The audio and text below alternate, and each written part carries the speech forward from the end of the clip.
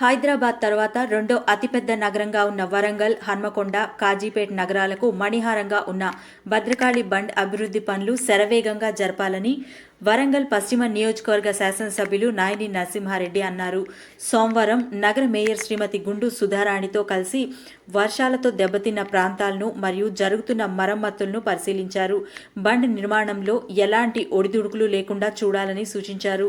పోతన్న నగర్ భద్రకాళి చెరువు చివరకు ఉన్న గండి వెడల్పు మరమ్మతులను పరిశీలించారు. మత్తడి ప్రదేశాల్లో జరుగుతున్న పనులు పురోగతిని పరిశీలించారు.